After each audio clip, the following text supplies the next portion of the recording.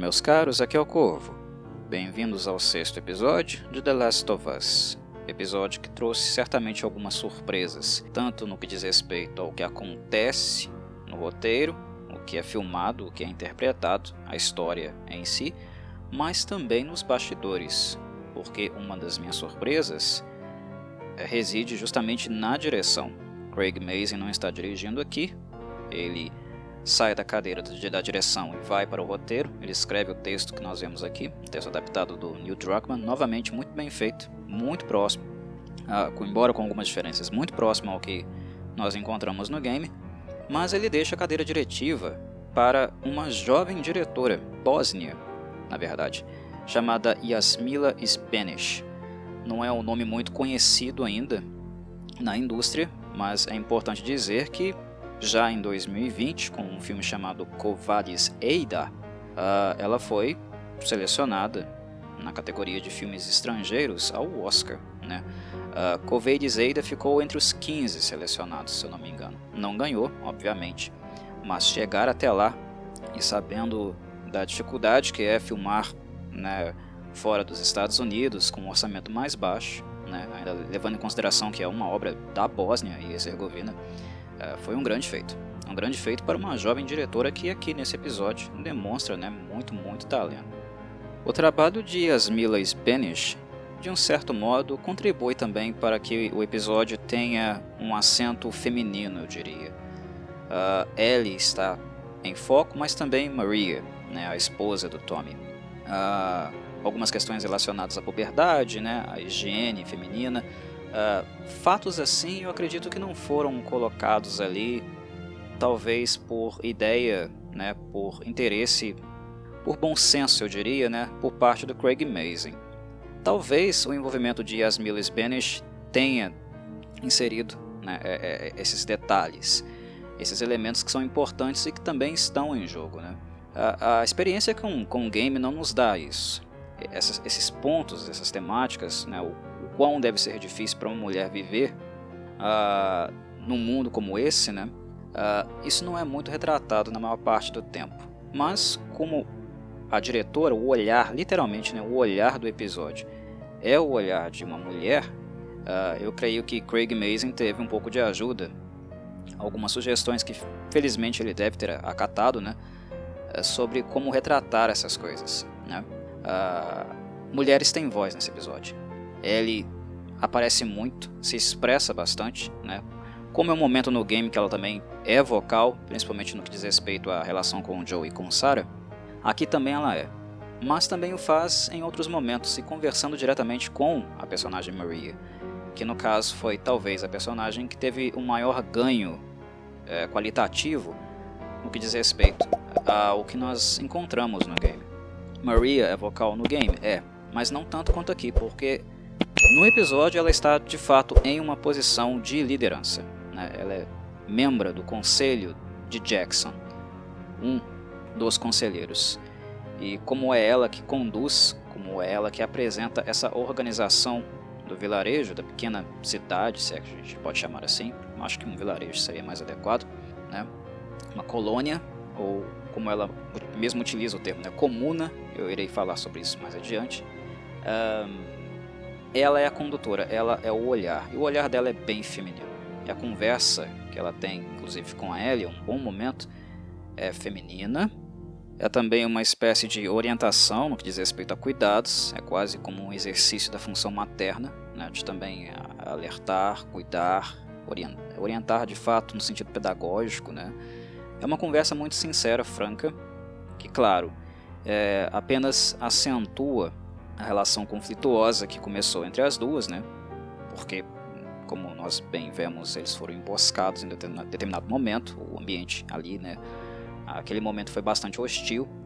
A Maria, por aquilo que ela conhece do Joe, que na verdade ela não conheceu diretamente, mas pelo marido dela, né? Atual marido dela, que é o Tommy, não tem muitas referências boas em relação a ele, sabe o que Tommy e Joe fizeram no passado, teme pela saúde, não apenas mental, mas também física da menina. Enfim, algumas coisas são colocadas na mesa de maneira muito aberta, muito franca, né? e num papo onde duas mulheres conversam, de fato, sem muitos rodeios, elas vão direto ao assunto, né? Não há nenhum tipo de enfeitamento, uma maquiação de um papo, que é um papo muito sério. Isso é interessante, esse tipo de relação, de enfoque nas personagens femininas nesse episódio, inclusive utilizando a Maria para isso, deixando ela bem mais relevante e maior do que ela é no game. No game ela é apenas uma opositora da possibilidade de Tommy deixar, né, a comuna e sair novamente para os perigos do mundo. Isso enriqueceu bastante o episódio do ponto de vista dramático. Eu acho que foi bem oportuno. Assim como também, né, o elemento da gravidez, o Tommy vai ser pai, é uma coisa que também ajuda bastante nesse sentido de talvez Maria estar vendo aquela criança, aquela menina também com um olhar um pouco mais cuidadoso, que vai de encontro com o momento que ela está passando também, né? A gravidez é algo que sensibiliza fortemente uma mulher. Então, o olhar de Maria é o olhar ao mesmo tempo de uma mãe, né, que perdeu o filho no passado, aquele memorial do Tommy que ele construiu com o nome do filho dela, né, o Kevin, que morreu logo no dia que a civilização caiu, e mais a atual condição dela, né, de alguém que novamente será mãe, que terá um novo desafio e está aí do lado agora de uma adolescente.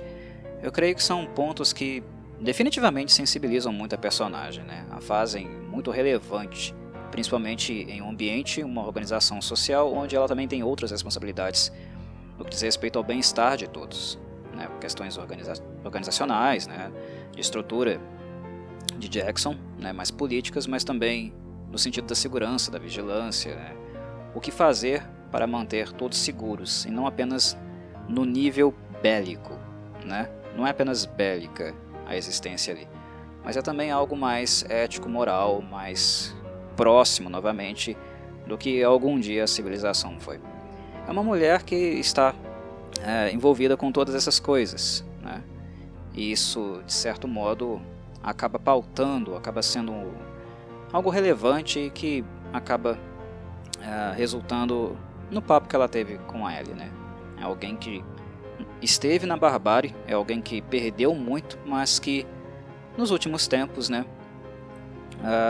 já não vive 7 dias na semana, 24 horas por dia, a barbárie apenas, né? É um ser humano que voltou minimamente para um nível aceitável de civilidade, um patamar, né, um norte de vida digna mínimo, digamos assim. A introdução de Jackson e a forma que o vilarejo, a comunidade foi inserida na série realmente me surpreendeu. É justamente esse o segundo ponto da minha surpresa em relação ao roteiro. A série em si, ela não retrata Jackson nos seus primórdios, quando ela ainda era uma coisa embrionária. O que nós encontramos no game? Nós encontramos no game Tommy com Maria, né, mais um grupo de pessoas tentando fazer com que aquela usina hidrelétrica, né, inclusive nós vemos a mesma aqui no episódio também, eles estavam fazendo com que ela voltasse a funcionar, porque aí a partir da energia elétrica talvez, né, um modelo de civilização um pouco mais próximo do anterior pudesse voltar a existir, né?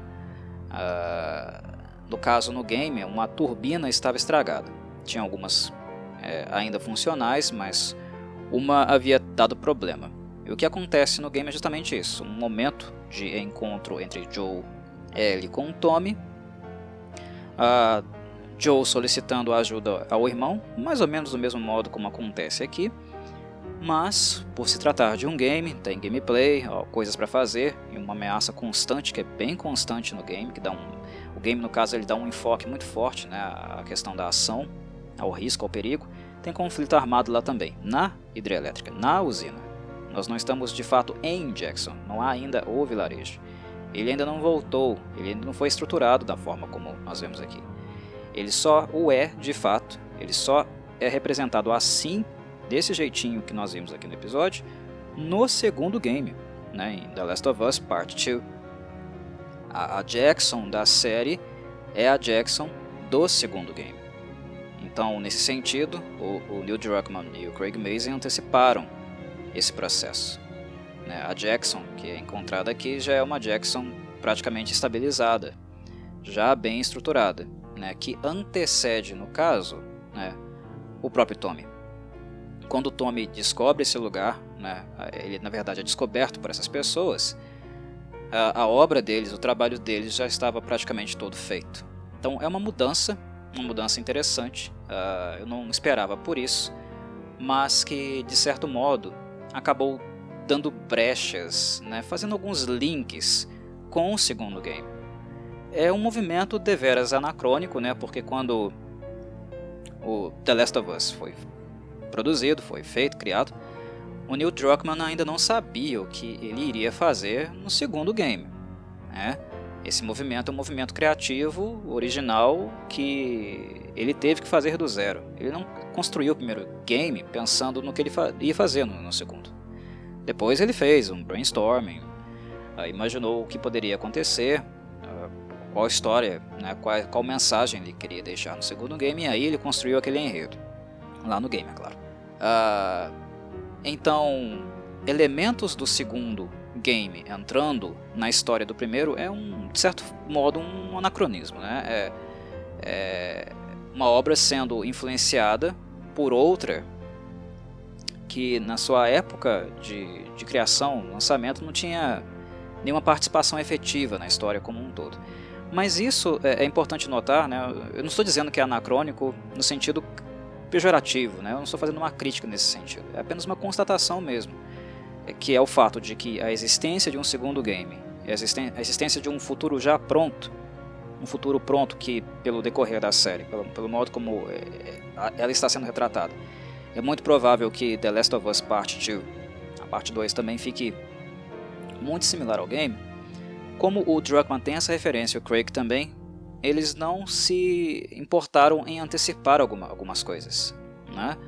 Inserir elementos para dar um pouco mais de humanidade àquele espaço, né?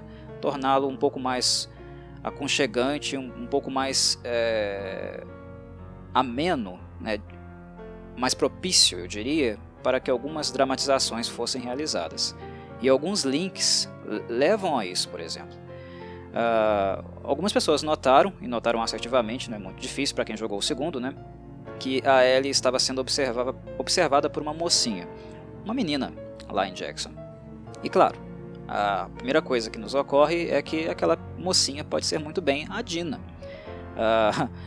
uma personagem que, é claro, vai ter um papel muito importante, muito relevante, né, não apenas na vida da Ellie, mas também em toda a dramatização, né, todos os acontecimentos de The Last of Us 2. A Dina não é um personagem assim dos mais importantes, né, em termos de protagonismo, mas o fato de acompanhar a Ellie, fazer parte da vida da Ellie, é algo que, né, impacta na experiência que nós temos no game, né, principalmente levando em consideração alguns aspectos pessoais, né, da própria Dina, e nem tanto assim da Ellie. Mas enfim, uma pessoa muito importante para Ellie, mais uma das pessoas importantes que passou pela vida da menina. Então, vendo uma menina, entre aspas, curiosa, observando a Ellie encarando, né, falando que você está olhando, né, de uma forma bem arisca, parecendo um bichinho selvagem, que nunca esteve em um lugar devidamente civilizado como este aqui, e quando está dentro se sente, sei lá, desconfortável, né, fica arisca, não tem modos, enfim, são links possíveis, né, de algo a ser desenvolvido na segunda temporada. Não houve foco, né? A cena, a Yasmila Sbenes não focou na atriz que estava espionando a Ellie, né? Supostamente com curiosidade, mas ela foi feita pela Paulina Van Cleef, e talvez a falta de foco seja um indício que não necessariamente, né, aquela atriz vai interpretar a Dina na segunda temporada. Pode inclusive não ser a Dina, né, mas é um link possível, é um link, né, um momento do episódio que faz com que os fãs, aqueles que conhecem a obra, comecem a teorizar, né, falar sobre isso. E de fato é interessante, eu achei interessante. Não afeta o momento, não afeta a história, não afeta de fato o que precisa acontecer, né, ali nesse setor da obra, toda a dramatização, todas as questões envolvidas, a relação entre Joe e Ellie, tudo é desenvolvido, mesmo com mudanças é desenvolvido muito bem, né? Está ali, o game está ali, mas com adições, né? Com outros elementos que já existem e que podem ser usados ali sem o menor problema, sem perturbar de fato, né? A lógica ou a maneira de funcionamento desse momento específico da obra The Last of Us. Há mais momentos de links com o segundo game, claro, né? Inclusive a conversa que o Joe tem com ele sobre a necessidade, na verdade não necessidade, mas desejo, né, de um dia ter uma fazendinha dele, criar ovelhas. Fazendinha, criação de ovelhas, isso também, né, lembra algumas cenas, alguns momentos específicos do segundo game, certo? Quem jogou sabe. Não vou entrar em detalhes para não dar spoiler, mas quem jogou sabe, né? Isso diz muito também. O episódio não deixa de fazer links também com coisas que aconteceram de fato no game original, né? No primeiro game, mas isso é algo esperado.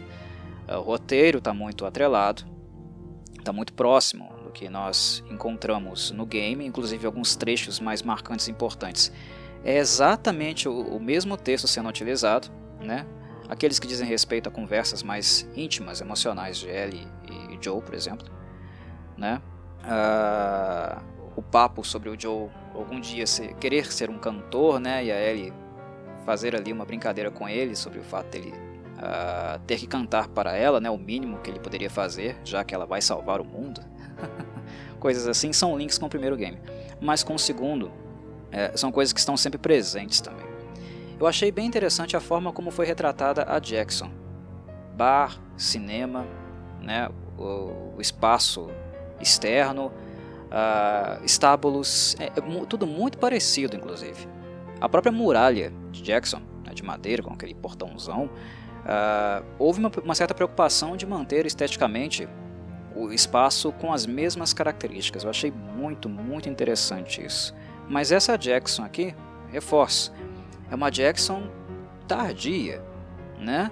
Nos games, no caso, quando o Tommy e a Maria estavam tentando fazer a turbina funcionar novamente na hidrelétrica, aquilo ali era mato, né? Havia casas, né, um ambiente urbano abandonado, mas estava tudo aos trapos, né? Estava tudo fragmentário, né? Completamente destruído e abandonado de fato, né?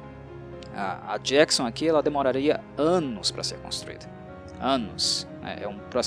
Foi um processo lento, né? Com muito trabalho, muito empenho das pessoas que ali se organizaram, e só depois de muito tempo as coisas ficariam do modo como elas estão. Do primeiro game para o segundo passam-se alguns anos, né? A Ellie está um pouco mais velha. Se eu me lembro bem, eu acho que foram 4 anos.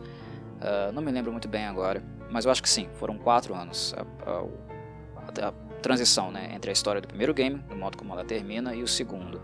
Então foi muito trabalho, foi muito empenho diário, né? Todos os dias, aquelas pessoas trabalhando juntas, no caso, para a Jackson ficar bonitinha aqui, do modo como nós a encontramos. É um processo bem lento, e que aqui foi antecipado. Influenciou muito no roteiro, né? No roteiro do primeiro game, impactou a história negativamente? Não, né? Na verdade, se torna inclusive mais crível algumas coisas que acontecem, né? O conforto da situação, o tempo, né, que eles têm para poder conversar, isso tudo é um pouco mais crível, inclusive, né? Porque no game a Ellie tem um estresse com o Joe lá na hidrelétrica, ela rouba um cavalo e sai galopando sem rumo. Ela para nas primeiras casas do vilarejo ali, né, próxima, e aí que ela entra numa casa, encontra o diário de uma adolescente, e nós vemos toda aquela cena lá. Mas antes disso tem conflito, tem gente atirando, gente por todo, né, os abutres, eles estão por todos os lados, né, há um conflito armado muito intenso ali. Aqui na série o pacing, né, e a preferência é sempre pelo drama, por aquilo que é mais humano, e não animalesco, não monstruoso, né. Nós temos ação? Sim, mas em momentos onde isso realmente é oportuno, não o tempo inteiro. Não é uma obra voltada para a ação. E também não é só uma obra voltada para a sobrevivência, mas é uma obra como é The Last of Us, né? de horas e horas a fio, uma obra voltada para as relações humanas, né? E uma ênfase ainda maior é dada às relações humanas. Então, trabalhar com um cenário de forma com que ele faça todo o conteúdo emocional que ebule na relação de Joe e Ellie, todo esse conteúdo ele possa sair de uma forma um pouco mais natural, possa acontecer de uma forma um pouco mais fluida, quando a série requer mudanças desse tipo, estruturais, para que a dramatização venha, né, em primeiro plano, o Mazin e o Druckmann fazem essas alterações. E Jackson, né, o fato dela já existir, não afeta nem a história do primeiro game, o que era mais importante aqui, repito, aconteceu, como também o fato dela existir não vai impactar em nada aquilo que nós ainda veremos na segunda temporada, quando eles começarem a adaptar, né, o segundo game. Alguns elementos do primeiro game também são trabalhados aqui de uma forma cronologicamente diferente, né? Não exatamente igual, mas nós notamos que o conceito, o modo como ele é introduzido, né, e retratado, é importante e mantém a mesma função que nós encontramos no game, independente do momento onde esse conceito, essa informação nova é inserida. Eu estou falando, claro, da informação, né, do elemento biográfico que diz respeito não apenas a Joe, mas também diz respeito ao Tommy, que é o modus operandi deles quando eles estão fazendo um interrogatório, né? Perguntar uma pessoa primeiro, depois a outra pessoa e observar se as informações batem. Se não baterem, vocês já sabem o que acontece. Não acontece do mesmo modo nos games em termos cronológicos, não é no mesmo momento. Mas esse conceito em si é importante para nos dar mais dimensão, né, mais camadas sobre o quão brutais, né, o quão frios Joe e Tommy já foram no passado. Os games não nos mostram muito essa brutalidade, inclusive a série está trabalhando, colocando mais acento nisso do que os próprios games. E eu acho uma coisa assim extremamente importante, porque tem muitos gamers e também pessoas que estão conhecendo a série idealizando o Joe, né, como se ele fosse um santos, como se ele fosse um herói. Ele nunca foi isso. E embora a série tenha deixado isso claro nos episódios anteriores, né, ainda assim muitas pessoas estranhamente se identificam muito com a figura do Joe devido a algum aspecto e passam um pano, né, o termo é bem esse mesmo, passam um pano para algumas coisas que ele já fez no passado. E a série lembra a todo momento, não, né, esses caras eles não eram gente boa, eles foram, né, para sobreviver, eles se tornaram monstros, né, funcionais para esse mundo naquilo que existe mais monstruoso nele. Eles mataram pessoas inocentes. E a cada novo elemento biográfico, a cada nova informação, a série reforça essa ideia e tira a idealização que a maior parte das pessoas faz do Joe. Algumas vão continuar com ela porque inclusive se identificam com aquilo que é mais agressivo, né, mais bárbaro no personagem. Mas, de maneira em geral, para aqueles que não são violentos e não têm um passado violento como o dele, né, essa identificação, essa fantasia, ela vai ser quebrada devido a essa insistência da série em dizer: olha, o Joe está assim, mas ele nem sempre foi assim, né? Nem sempre ele foi essa pessoa preocupada com o bem-estar de uma criança, como nós estamos vendo aqui. Ele foi assim no passado, ele teve uma filha, a qual ele perdeu, que inclusive o traumatizou. Mas depois disso, ele se tornou algo muito, muito diferente daquilo que ele era. O mundo o forçou, mas ele também tomou tais escolhas, né? Ele matou gente inocente, talvez jovenzinhos também. Inclusive aqui, em The Last of Us, né, na emboscada, no episódio 4, se eu não me engano foi no 4, né? Ele mata um jovem adulto, né, por necessidade. Enfim, a série tem movimentos de quebrar com qualquer tipo de idealização de Joe como um ser perfeito, um ser humano perfeito. E essa conduta ela repete sempre, ela reforça sempre para quase todos os personagens. É claro que os principais têm mais atenção, mais acento nisso, porque, querendo ou não, são os personagens que nós mais convivemos, nós mais acompanhamos e desenvolvemos algum grau de afeição, né? Mas a série está a todo momento ali, o Craig Mazin e o Neil Druckmann, reforçando, olha, isso aqui existe na biografia deles.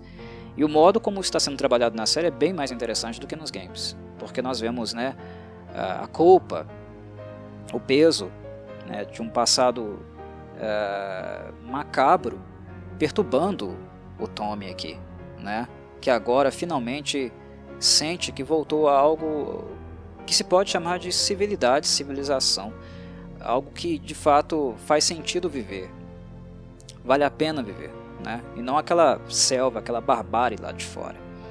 Mas também nós vemos isso, por exemplo, no personagem Tess, quando ela faz com que o Joe prometa que vai levar a menina com a esperança de que algum dia o mundo volte a ser minimamente digno. O mundo não era perfeito, mas era bem melhor do que essa coisa horrível a qual ele se transformou. E quando eu falo horrível, eu não estou dizendo dos fungos, eu estou dizendo do comportamento, da organização, do modo de viver dos seres humanos, que se tornaram ainda piores, né? Então a série volta, ela faz esses resgates, ela coloca esses acentos. E o modo como é introduzido alguns desses elementos que revelam isso nos games aqui não é exatamente igual, mas exerce a mesma função. A tática de interrogatório de Joe e Tommy é em um momento diferente, com personagens diferentes, né? Lá na cabaninha, com o Marlon e a Florence, mas a função é a mesma. Isso nos diz da sua biografia, do modus operandi. Inclusive é uma cena interessante também porque ela mostra como o Joe está se sensibilizando, né? Como aquela dureza, a dureza que se espera, né? Que vai ficar pior, pior, pior. É um monstro que se torna mais monstro a partir do momento em que ele fica exposto a barbáries por anos. O momento, né, essa cena do interrogatório demonstra que o que está acontecendo é o processo inverso. Ele está cansado, ele já está num nível de esgotamento muito grande e que ele não está aguentando mais. Ele não está aguentando mais. O modo de interrogar pessoas nos games do Joe e do Tommy é muito pior, muito mais frio, menos humano, como o que acontece na cabana com o Marlon e a Florence. A cena, inclusive, aqui ela é muito satisfatória, muito leve. Há uma tensão ali, é claro, né? O Joe está apontando uma arma para eles. Não é um momento assim tranquilo, mas a forma como principalmente a personagem Florence, né? Aquela doçura, a simpatia dela lida com a situação, sensibiliza a cena e deixa ela um pouco mais leve mesmo, né? Tira o clima de terror. E nós vemos que o Joe, ao contrário de um interrogador truculento que bate, né, na pessoa, machuca os interrogados de alguma forma, ele está levando aquilo ali levemente, né? Apontar uma arma para uma pessoa não é grau de etiqueta, né? Não é um exemplo de educação, mas civilidade existe mesmo com uma arma apontada, né? Por mais contraditório que isso possa soar. É uma conversa educada, né? Sem grandes agressões verbais, mesmo que a arma esteja apontada ali por segurança. É na verdade uma proteção contra eles e não um interesse de causar mal aos mesmos, né? Quando Joe e Tommy interrogavam, é claro que o ator da maldade, né? O ator da agressão, da violência eram eles. É uma coisa completamente diferente do que nós vemos aqui, por exemplo. Sobre afetação emocional, né? Principalmente no Joe, a forma como o personagem está ficando completamente cansado, chegando no seu limite, inclusive por muitos ferimentos, né, cicatrizes, traumas que ele sofreu no passado, que agora, finalmente, depois de anos e anos reprimindo a presença da Ellie, tem feito com que eles voltem para cobrar seu preço. Isso aqui é trabalhado de maneira primordiosa pelo episódio, né? A forma como a Yasmila Sbenek filma, como o Craig Mazin no roteiro aguardou o momento realmente de revelar o que estava acontecendo, porque a princípio, quando o Joe coloca a mão no peito pela primeira vez, naquela cerquinha do Marlon e da Florence, naquela cabaninha, a gente ficava a se perguntar, o que está acontecendo aqui? É uma grande ansiedade, um nervoso muito grande que ele passou? O Joe está começando a ter algum problema cardíaco? Não fica a princípio claro o que estava acontecendo. Fica claro no decorrer do episódio, a partir do desenvolvimento do episódio, né? Até chegar naquela conversa que ele tem com o Tommy na garagem, né? É ali que a temática Sarah, né, e a projeção, o depósito, né, de experiências passadas que o Joe faz na Ellie, é ali que a coisa ganha mais uma faceta transparente, né? Nós vemos de fato o que está acontecendo, a dinâmica mental do personagem. A princípio nós podíamos apenas levantar hipóteses de alguma coisa que estava acontecendo. E isso foi inteligente da parte do Craig Mazin. Ele deixa a dúvida no ar, ele deixa questões no ar, para só depois, mais tarde no episódio, elas serem de fato respondidas.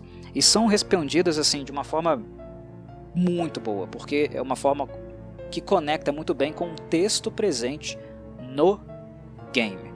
No game a gente não acompanha, a gente não tem a experiência daquele diálogo, né, daquelas revelações sentimentais. O Joe até chora, né?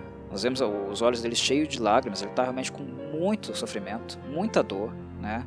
Ele não superou a morte da Sarah, né? Existir com a Ellie ali do lado, tem feito ele reviver todos esses ferimentos, né? Para algumas pessoas e para ele também provavelmente incuráveis. Isso tudo é retratado de uma maneira muito sensível, muito sensível. E quando nós chegamos naquela cena, né, no quarto da Ellie com o diário e tal, que já é uma cena bombástica, extremamente sensível, emotiva do game, aqui ela fica ainda mais emotiva, porque ela está com um background, né, houve uma preparação, um terreno até nós chegarmos aí. E isso o Craig Mazin fez de maneira metódica, meticulosa, desde o início do episódio, desde a primeira vez que o Joe para ofegante, né? E nós ficamos a perguntar: crise de ansiedade, né? Problema cardíaco por causa da idade? Não, era um ataque de pânico. É uma questão, né, um quadro única e exclusivamente mental. É uma expressão de sofrimento psíquico. É um ataque de pânico. Ele está tendo um ataque de pânicos por causa desses ferimentos não fechados, né?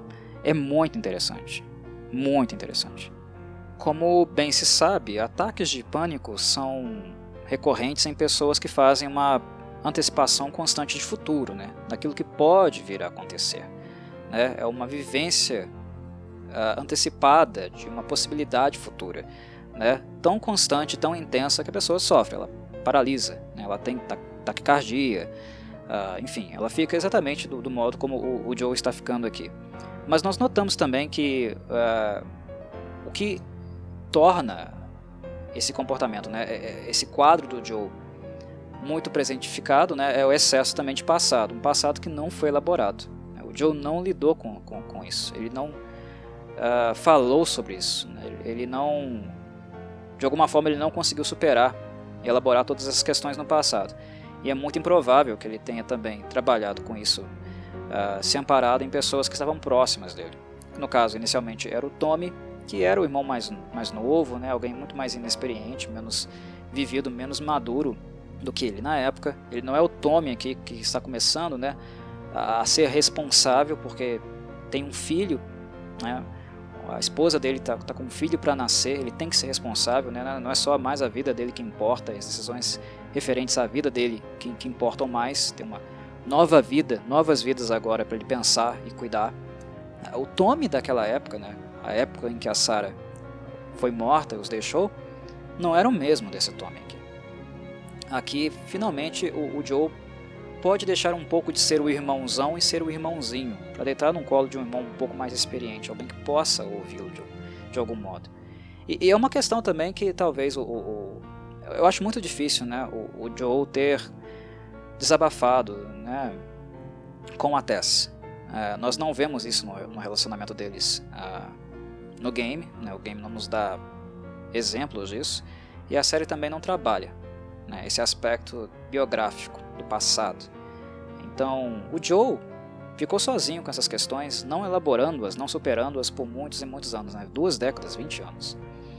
E Ellie na vida dele faz com que fantasmas do passado se materializa no presente de uma maneira muito forte, né? E a referência que ele tem de cuidado, de paternidade, é a referência da Sarah, né? Ele era pai solteiro. E todo o sentimento dele de culpa, de ter falhado com a Sarah, não tê-la salvo, né? Aquele momento na cidade, né? Em Jackson, que ele observa uma mulher adulta com cabelo encaracolado, né? Cacheado, a projeção que ele faz nela de uma possível Sarah, né? Adulta, com a idade que ela teria hoje, né? Com uma filhinha correndo, com uma filhinha nos braços. Nossa, aquele momento é destruidor. É destruidor, ele arrebenta, ele quebra não apenas a alma do Joe, mas também a alma da gente que está assistindo. É muito intenso, né? O Craig Mazin, aquele foi com um dedo assim, não um dedo, 2 dedos ou 3 dedos na ferida, e entrou com eles, forte. O Joe está sendo bombardeado, né, pela experiência com a Ellie. E a culpa, o sentimento de fracasso, a cada fracasso, entre aspas, que ele teve com a Ellie, porque nem sempre foi fracasso ou culpa dele, ele se culpa por isso, né? Isso pesa nas costas dele. Aí ela teve que me defender porque eu estou velho, né? Os meus reflexos estão menores, a menina teve que me defender, a menina teve que usar uma arma, a menina precisou matar uma pessoa para me defender. No caso do game, ela matou, na série não, né? Mas ela chegou perto disso. Ela feriu o moleque lá, né, o rapazinho, no episódio 4, né, deixou ele paralisado, das pernas para baixo, e depois o Joe deu cabo dele, inclusive com ela, né, uma parede de distância dele, ouvindo toda aquela coisa horrorosa. Ele se culpa. Ele não deveria tê-la feito passar por isso, mas ao mesmo tempo essa culpa é uma projeção, é uma culpa por aquilo que ele acabou fazendo, né? Não ele, mas as circunstâncias, mas ele se culpa, ele coloca o peso em cima dele. Enfim, culpa por coisas que aconteceram com a Ellie, mas não são apenas da Ellie. É uma culpa que ele carrega desde o tempo da Sarah e deposita na Ellie. É um reviver daquelas experiências, né? Quando ele fala, eu só falho com ela, o que o Joe está falando aqui não é apenas eu só falho com a Ellie. Ele está dizendo também, né, psicologicamente falando, ele está dizendo também, eu falhei com Sarah. É uma atualização das experiências que ele viveu com a Sarah na Ellie. Então a relação dele com a menina tem sido de projeção daquilo que é mais sintomático e menos resolvido nas questões dele. E é por isso que ele está a todo momento louco, né, completamente transtornado e tentando se ver livre da menina, inclusive empurrando ela, né, de maneira inclusive injusta. Eu vou falar sobre isso daqui a pouco, mas de maneira injusta para o Tommy. Aqui, menina, leva ela, pelo amor de Deus, eu não aguento mais, não posso ficar com ela. Mas o que ele está dizendo é o seguinte, é fruto de uma ansiedade extrema, né, que leva ao ataque de pânico, mas o que ele está dizendo é o seguinte, eu não aguento mais sentir, reviver aquelas emoções, aqueles horrores que eu vivi com a morte da Sarah. O meu sentimento de fracasso, aquelas minhas dores, o impacto daquelas minhas dores. Desde o momento que ele teve que salvar a Ellie daquele militar, quando eles estavam saindo da zona de quarentena de Boston, né, que ele reviu a cena do passado, ele revivenciou, na verdade, né, reviveu a cena da Sarah sendo morta. Ele está sendo completamente esfacelado, devorado por dentro com aquilo. Ele chegou no pico dele, ele não aguenta mais, né? Devido ao afeto da menina, a importância que ele agora tem para ela, né, graças às palavras que ela disse para ele,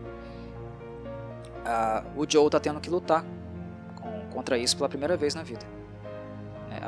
Estar nesse papel de novo, de cuidador, de pai, ele ao mesmo tempo está tendo que reaprender, né, o que é estar nesse lugar, o grande peso e responsabilidade que ele demanda, né, tanto do ponto de vista físico e emocional, mas ao mesmo tempo ele está tendo que lidar e sepultar algumas coisas também relativas a Sarah. E sendo convidado também a falar sobre essas coisas, coisa que ele também nunca quis fazer, né. A Ellie traz o tema Sarah para a questão. Algo que ela inclusive descobriu com a Maria, não com ele. Ele não fala sobre isso. Ele não falava com a Tess. Definitivamente ele não falava com a Tess. Com o Tommy, ele falou nesse episódio. Mas talvez ele tenha falado pouquíssimas vezes quando os dois ainda viviam juntos. E com a Ellie ele sempre fecha tal possibilidade, porque ele não consegue falar dessas coisas, e ao mesmo tempo ele não fala porque ele não dá conta, e ao mesmo tempo porque ele também se sente culpado em expor a menina a algo que ela não deveria passar, com coisas que ela não deveria lidar, o que de fato coloca o Joe também muitas vezes longe de quem realmente a Ellie é, de quem a Ellie é e de quem ela está tentando mostrar para ele que é, porque não apenas o Joe tem coisas a dizer, coisas que ele não quer dizer, mas que ele tem a dizer, ele precisa dizer. Ela também tem. Mas como o sofrimento dele é gigantesco, e como ele é acentuado com a experiência, com a vivência, com a dinâmica que ele está tendo com ela agora, com a Ellie agora, ele só sente dor e só vê o dele. Ele não enxerga que ali tem uma biografia também. O momento que a Ellie, né, depois de ler aquele diário da adolescente, né, falar sobre aquelas preocupações triviais que elas tinham no passado, né, com cabelo, vestido, coisas assim, pequenas, né, se comparadas ao tipo de realidade que ela sempre viveu como criança e agora adolescente. Quando a Ellie avança em direção ao Joe, esmurra, né, dá um empurrão, né, enfim, é um movimento mais agressivo da parte dela. O que ela fala é importante, né? Ela fala dela. Ela fala dela e ao mesmo tempo da necessidade dela dizer sobre ela e de ele também ouvir minimamente. Colocar isso também minimamente na balança. Ela fala: todas as pessoas que eu já me importei eu perdi, né? Ou me abandonaram, exceto você. Ela está reafirmando, ela está dizendo com todas as letras para ele: eu me importo com você, você já é alguém importante para mim, você já é alguém na minha vida, ou que pode me abandonar, ou que eu posso perder, né? Ele vive dizendo: você é carga, você é peso, eu tenho que me livrar de você. Mas ela não, mesmo ele dizendo essas coisas para ela e que ela sente, machuca por causa da história de vida que ela teve, a todo momento ela reforça: não, você não é isso para mim, você não é carga para mim, você já é alguém que é importante na minha vida. E eu também, Joe, eu perdi gente, eu fui abandonada por pessoas, você vai me abandonar também? E isso também nos leva, volta, né, a questão, a fala dela no episódio anterior, né, com o que ela conversou com o Sam. Tenho medo de ficar sozinha. Tenho medo de ficar sozinha novamente. Enfim, ela também tem biografia, ela também tem história de perdas, de fracassos, de culpas que ela também carrega. Mas o sofrimento do Joe, devido às experiências que ele teve com a Sarah, não abrem margem para a menina se expressar e também expressar esse sofrimento dela, né, de alguma forma. O Joe, por enquanto, ele está muito autocentrado, porque ele realmente não quer se envolver. Porque naquilo que ele já se envolveu, o tema Sarah, o fantasma da Sarah, volta a todo momento. E ele se culpa por coisas, inclusive, que ele também não teve culpa. Inclusive com a Ellie. Não teve culpa com a Sarah e não tem culpa com a Ellie também. Então, são pessoas muito machucadas, muito quebradas, né, com um sofrimento psíquico muito grande. E é isso que nós vemos sendo retratado aqui, trabalhado aqui de certa maneira, né? De uma maneira assim, reforço, brilhante, muito bem conduzido, muito bem desenvolvido e muito bem filmado também, né? A qualidade da direção da Yasmila aqui também é muito importante nesse sentido. Ela manteve algumas tomadas, né? Algumas retratações, algumas fotografias exatamente iguais como são no game, né? E o modo como o Craig Mazin amarra os ataques de pânico iniciais, né, as conversas que o Joe teve com o Tommy, né, e a cena do quarto, da revelação da Ellie, né, aquele momento ali, tudo foi muito bem amarrado, foi muito bem conduzido. Novamente, né, um trabalho magistral. Uma coisa que eu achei interessante, né, e que o game também não trabalha muito com esse conceito, infelizmente a série está trabalhando, né, é no impacto que a morte da Sarah também teve no Tommy. O Gabriel Luna ele tem mais tempo para atuar, para se expressar também, ser de fato um personagem mais marcante, mais presente na obra. E eu gostei muito quando o Mazin optou por retratar o personagem como alguém que não apenas foi impactado pela morte da Sarah, mas também como alguém que se lembra dela com empatia. O que nós temos na casa do Tommy e da Maria, né, é um memorial, mas vocês perceberam, né, um memorial escrito a giz. E tem o nome do Kevin, do filho que ela perdeu, e também tem o da Sarah. O Tommy fez. Ela fala que o Tommy fez o memorial, que ele o construiu, né? Então isso partiu dele, não foi dela, partiu dele. Ele honra a memória das crianças, e está lá, do filho dela e está da Sarah. Então o vínculo emocional que esse tio tinha com a menina é marcante, é relevante. Não é todo tio que liga para a sobrinha, ou que se lembra, ou que faz um memorial depois de tantos e tantos anos para uma pessoa que faleceu.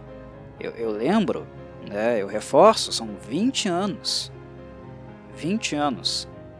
E nós vemos muito bem, né, quando a série abre, naquelas cenas onde a infecção dos fungos ainda não tinha acontecido, que eles de algum modo tinham ali realmente uma estrutura familiar. Eles viviam juntos.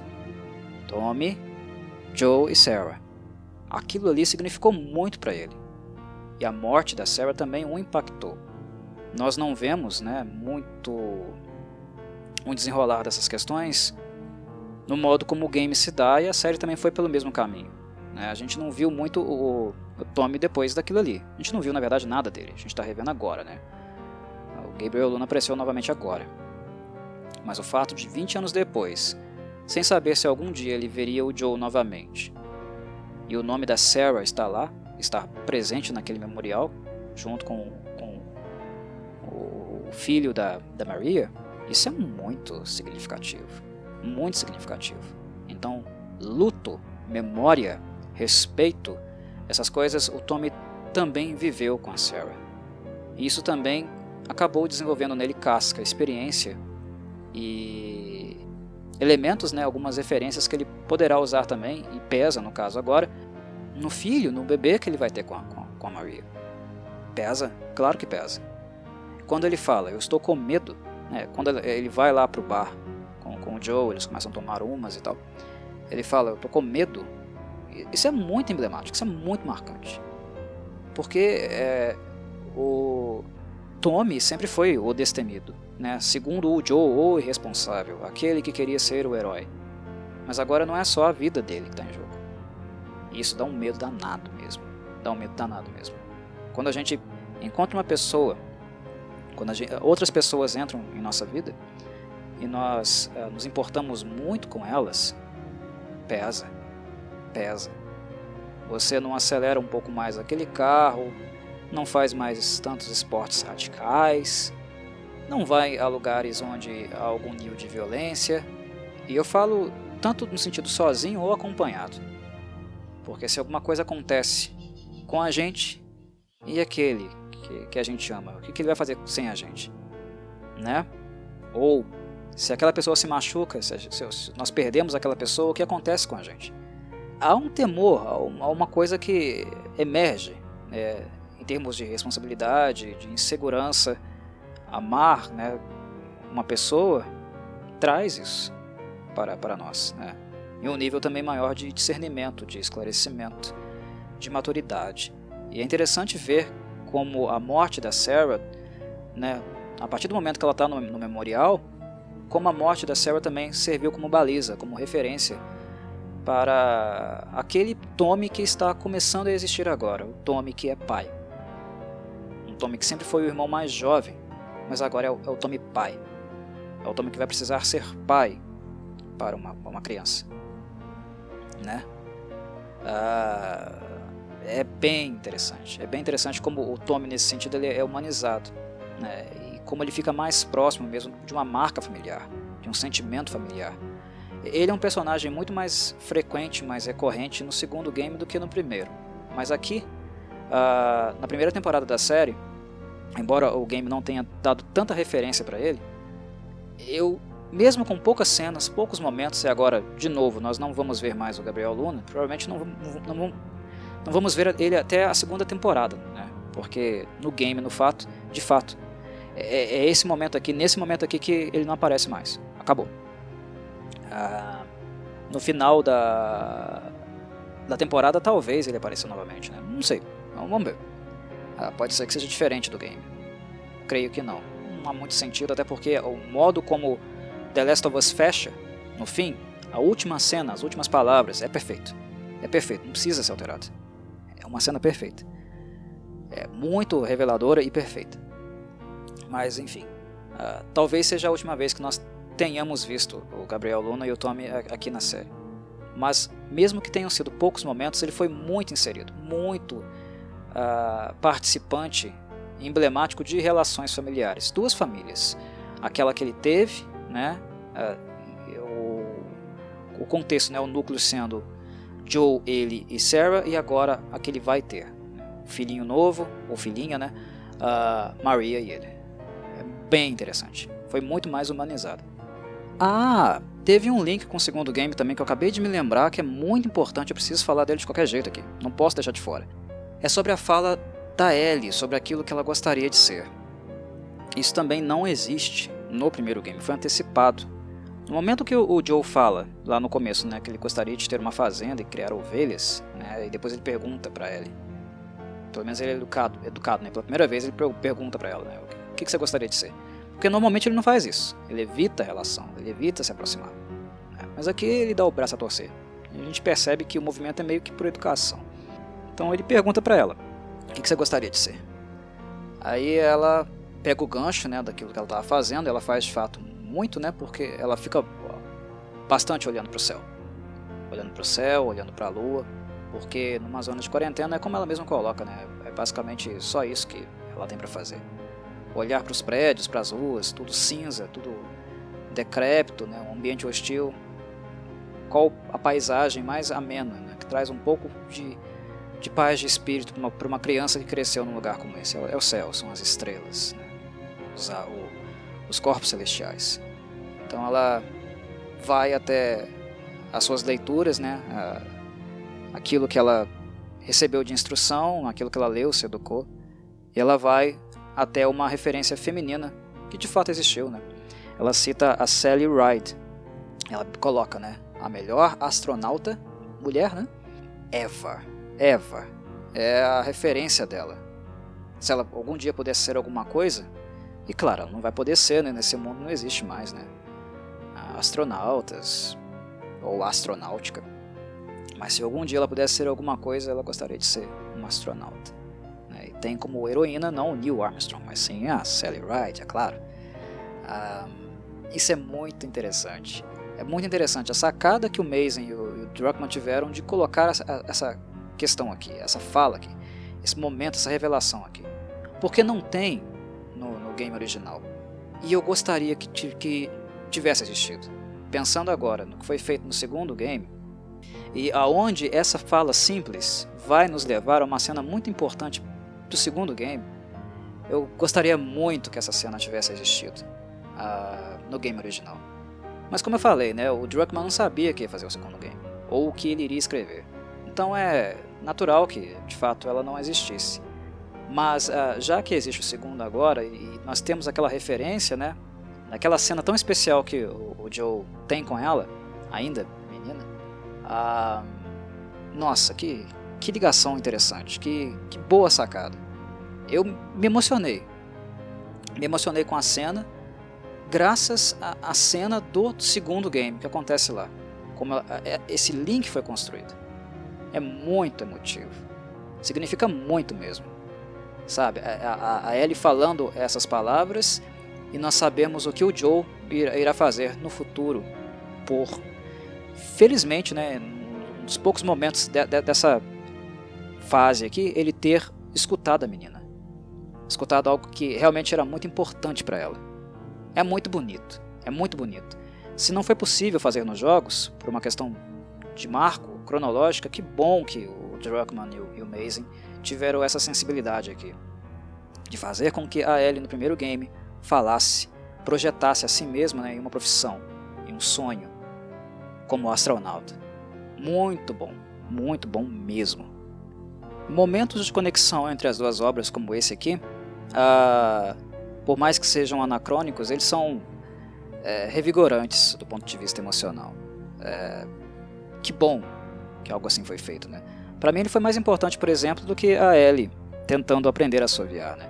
Que no game é muito bonitinho e engraçado. E aqui também é uma cena mais literal, né? Ela lá com os 2 dedos na boca, tentando fazer o sonho, sem conseguir de jeito nenhum. Isso é nostálgico, isso é fanservice, é um fanservice que a gente gosta e quer sempre mais.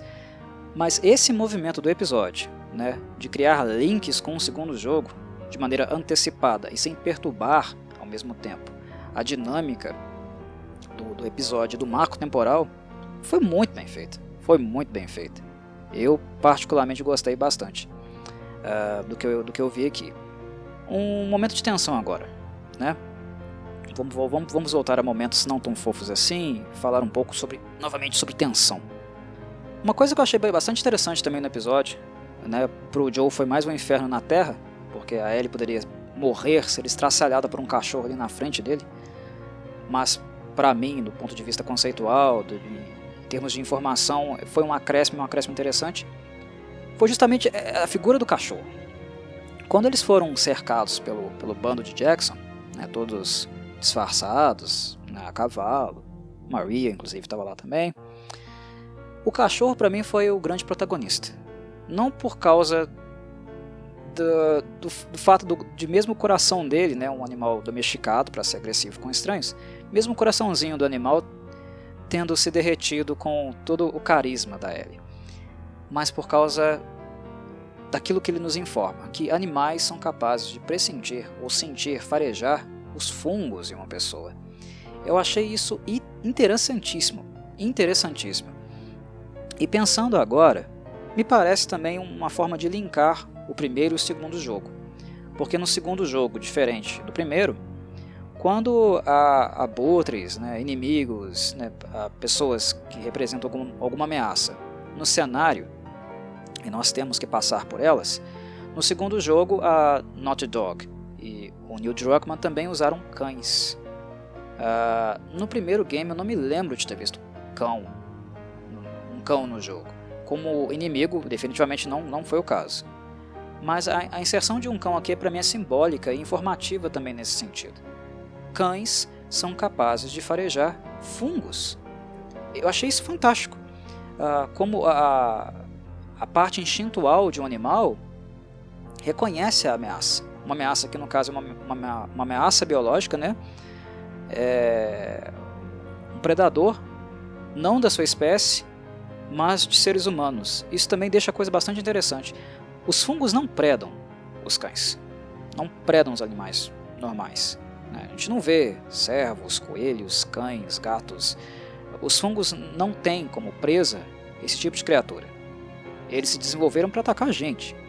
Então, do ponto de vista biológico natural, tais animais nem deveriam estar muito preocupados com os fungos.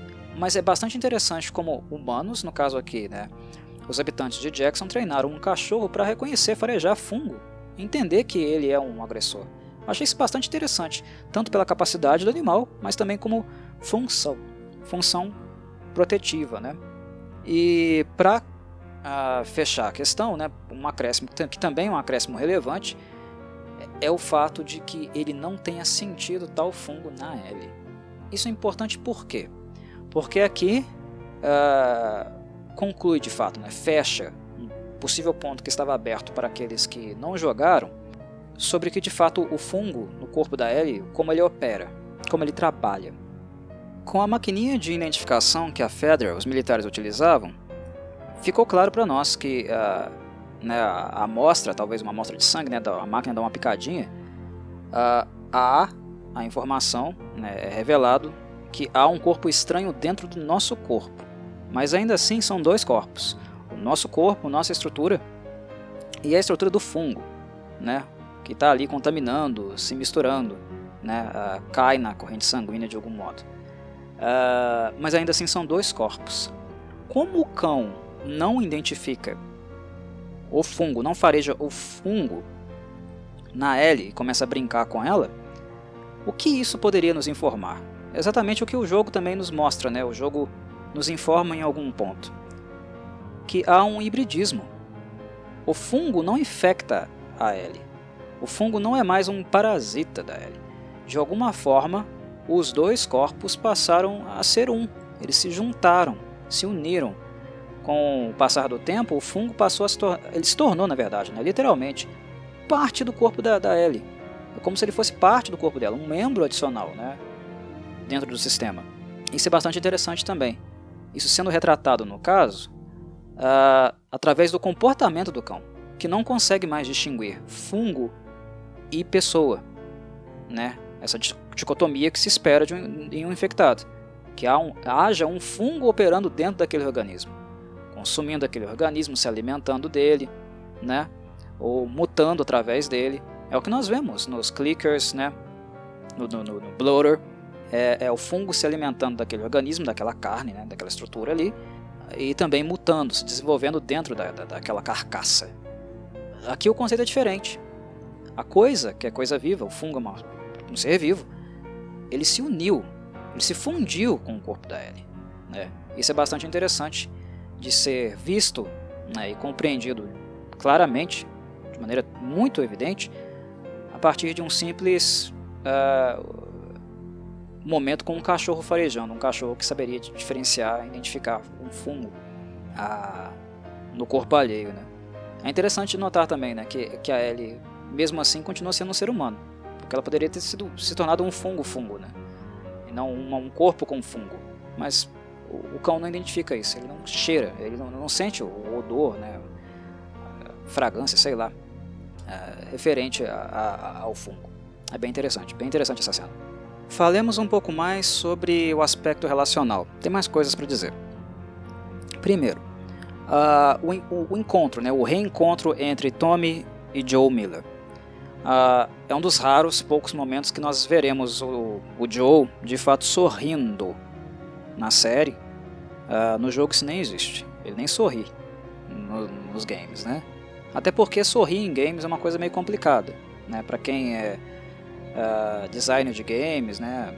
Para quem desenvolve, projeta games, sabe muito bem, né, que algumas coisas são bem difíceis de animar em games. Sorriso é uma delas.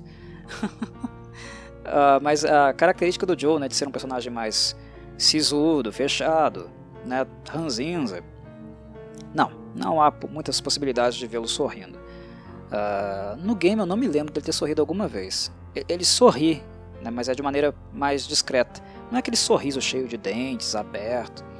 E é o que exatamente nós assistimos aqui. É o que nós vemos acontecer quando o Tommy, né, encontra o Joe, eles se abraçam e tal, e o Joe abre um sorrisão bem marcante. Por que eu coloco o holofote aqui no sorriso? Porque é um momento muito raro, inesperado, inclusive para Ellie. A Ellie não conheceu essa faceta comportamental do Joe, ela não viu ele sorrindo desse jeito, né? É algo muito novo, inclusive, para ela. Mas aí é que está a questão, é aí que nós precisamos prestar atenção, né? Porque depois a câmera foca justamente a Ellie, e o rosto dela está como? Está, né, com um sorriso também estampado? Não. E é isso que é interessante, porque aquele reencontro, né, um encontro com o irmão, com a pessoa, com a família, que o Joe deixou bastante claro para ela, né, que para ele a família é a única coisa que importa, é também uma ameaça para ela. Não é que a Ellie não esteja feliz, satisfeita, né, com o fato do Joe ter reencontrado o irmão, mas é aquele núcleo emocional ali, né, aquele sentimento de autopreservação, aquela insegurança do tipo, ele encontrou o irmão dele agora, ele reencontrou a família dele. A coisa que ele mesmo falou que é a única coisa, né, que dá sentido, que faz ele continuar vivendo. Eu sou carga. Ele me diz que eu sou carga. Agora ele vai se livrar de mim. É uma constatação disso. Não chega a ser um egoísmo, né? Mas é um pesar que naturalmente vai aparecer. Uma menina que estava sozinha há muito tempo e agora encontrou alguém que a defende, a proteja, por mais que negue a ela a todo instante que tem qualquer tipo de sentimento afetivo por ela. coisa que muda aqui, né? Lá na cena do quarto ele fala que liga pra ela. Pela primeira vez. Pela primeira vez, importante perceber também. Primeira vez que ele fala isso. Embora a cena tenha sido acalorada, ela não termine bem, né? Quando o assunto da Sarah é trago à tona pela Ellie, mesmo assim naquela cena o Joe revela: eu ligo pra você, me importo com você. E o fato da manhã seguinte, né? Ele ter conversado com ela e falado: você tem escolha, né? Direito a uma escolha. Ter dado essa possibilidade para ela é um gesto que reforça isso. Sim, ela tem escolha. Eu me importo com a escolha dela. Ela pode escolher, e mesmo eu estando aqui morrendo de medo, me borrando todo, mal consigo dormir, tenho pesadelos com a morte da minha filha, e vivo também atormentado com o fantasma de alguma coisa acontecer com essa menina que eu conheci há literalmente poucos dias. Ela ainda tem direito à escolha. Eu ainda não posso abandoná-la, não consigo abandoná-la. Já passei desse ponto, né? De ser capaz de abandoná-la friamente. O Joe que eu fui, eu já não sou agora. Já dei com os burros na água, já gosto da menina. Dar a chance de escolha a ela, que ela nem para pra pensar, né? Ela joga a mochila em cima dele e já sobe no cavalo, vai se preparando para sair. É um reforço também dessa fala, de que ele se importa com ela. Mas enfim, naquela cena de reencontro do irmão, por mais que essas coisas já estejam acontecendo lentamente na dinâmica entre eles, que o sentimento seja mútuo, embora não confessado, é natural a insegurança dela. É o momento mais feliz do Joe em sei lá quanto tempo, reencontrar o irmão dele, mas ela não consegue sorrir. O rosto dela é de apreensão, é de um pesar não por ele, mas por ela. Vou perder a única pessoa que eu gostaria de estar nesse momento, né? Então é um momento também bem sensível. Mais questões relacionais. O que o episódio faz também nesse reencontro entre Tommy e Joe, é uma inversão de papéis. Aconteceu uma inversão aqui. Porque no game, a figura hostil não é o Joe e nem a Ellie. A figura hostil é a Maria. A Maria sabe como o Tommy vivia com o Joe. Ela conhece essa parte obscura, macabra da relação entre eles, né? E do risco também de vida que implica viver com o Joe e ter o estilo de vida que o Joe tem. Algo que o Tommy não está tendo agora. Ele está vivendo muito melhor do que vivia com ele. Tem o grau emotivo, afetivo também, né? Ele é o companheiro dela, né? Ela se importa com ele. Então quando o Joe Miller aparece lá na hidrelétrica no game, não em Jackson, porque não estava pronto ainda, hidrelétrica, quando ele aparece lá, a postura da Maria é arredia. É claro que ela não gosta, porque se o Joe apareceu, o Joe vai querer levar o Tommy, o Joe vai chamar o Tommy para alguma coisa, eles vão se meter em perigo, posso perder meu marido. É algo nesse sentido.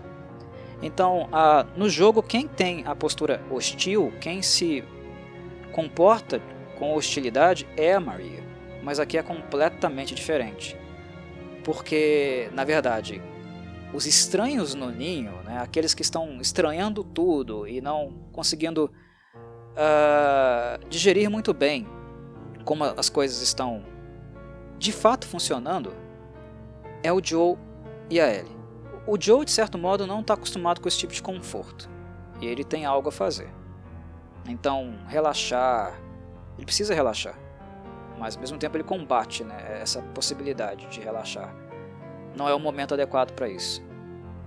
O fato de ver o irmão em uma situação também confortável pode ser um indício, né, uma ameaça não velada de que talvez ele tenha ido atrás dele, esperasse contar com a presença dele para viver junto com ele novamente, porque ele é a única família que restou, é importante dizer, né? Ainda não há um reconhecimento de que a Maria agora é parte da família. O Tommy precisa fazer essa aproximação, trazer isso para a realidade. Meu irmão, ela é minha companheira, minha esposa. Ela é família. Então aquilo que você vai falar para mim, você pode falar para ela também. É um momento tenso, mas a hostilidade a princípio parte do Joe. O reconhecimento, o não reconhecimento no caso, é dele, né? Essa situação de conforto, de civilidade, uma coisa que ele não tem há 20 anos. E por incrível que pareça, é estranho. Soa como uma ameaça.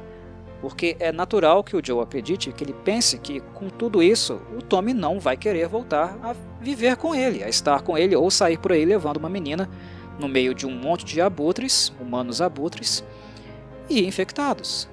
O que o Tommy tem todo o direito de não querer, todo o direito, e não apenas por causa do filho dele não. É muito tempo, foram muitas décadas vivendo de maneira indigna, no limite, fazendo coisas bárbaras, cometendo crimes, né, atrocidades que jamais eles vão apagar da memória, da alma, do espírito deles. São fantasmas que eles vão carregar para o resto da vida. O Joe precisa disso também. O mais correto é o Joe não querer sair e ficar ali, né? Ou ficar ali com a Ellie, inclusive. Mas ele tem uma motivação, né, um condutor, uma coisa que ele precisa, de fato, materializar, digamos assim, né? Que é a promessa que ele fez para Tess. Ele tem esse sentimento de retribuição, de honrar a promessa que a Tess fez ele prometer, né? Ele prometeu para ela. Ela pediu para ele: Joe, leva a menina. Se há alguma esperança para nós, me prometa isso. Me prometa, você vai levar a menina.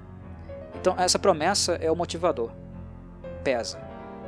Mas ele, ao encontrar o irmão, queria que o irmão também estivesse ao lado dele nesse mundo bárbaro. E aí o Joe fica na defensiva. A princípio ele não fala que a Tess morreu, ele não fala sobre a Ellie e a condição dela. Meu irmão está aqui nesse lugar, que não é o mesmo ambiente que eu vivo, que ele vivia comigo, com pessoas diferentes. A postura dele é defensiva, completamente defensiva. É claro que depois ele se abre. Ele se abre, inclusive, porque ele chega no extremo. Ele explode, ele não aguenta mais. Mas até então ele estava se protegendo. Ele colocou uma armadura e agiu de maneira hostil, né? Hostil com a cidade, hostil com a Maria. E a Ellie seguiu na mesma toada.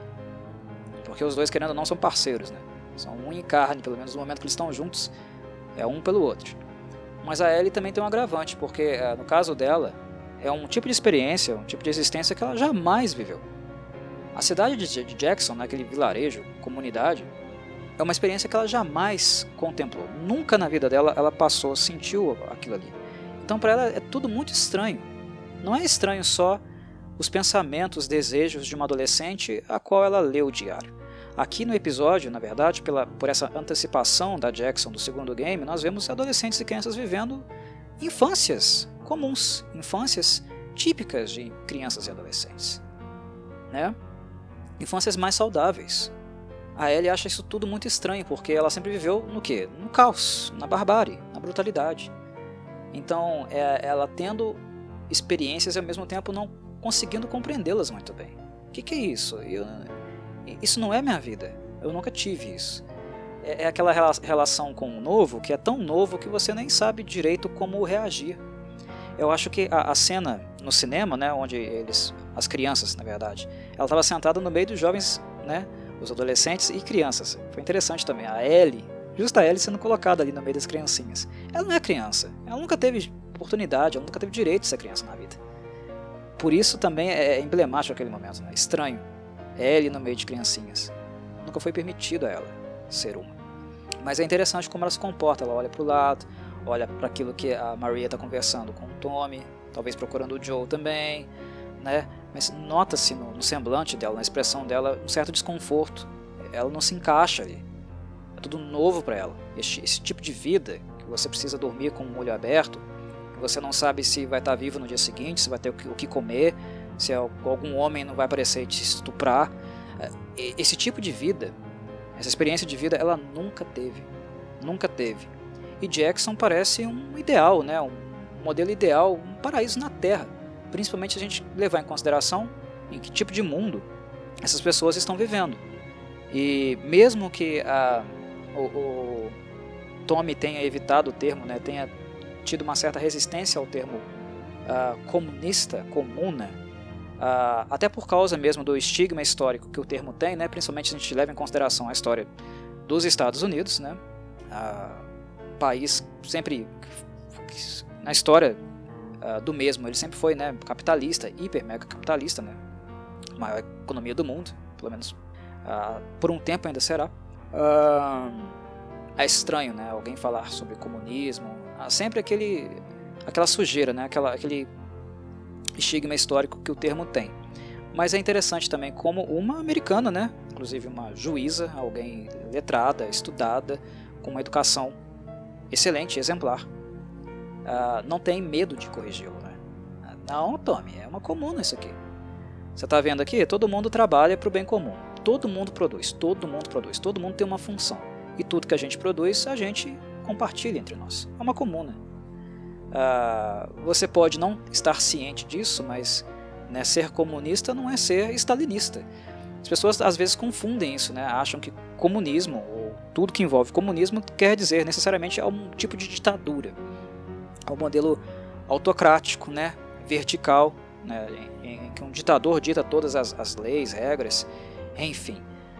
E aqui não. Né? Pelo fato dela ter um esclarecimento maior, entender de fato o que é um princípio, né, comunista e como esse princípio pode ser trabalhado de maneiras diferentes, em diferentes modelos, inclusive de estrutura econômica, de produção e distribuição econômica, ela não tem, né, nenhuma restrição nesse sentido. Olha aqui, isso aqui é uma comuna. O que nós criamos aqui em Jackson é uma comuna.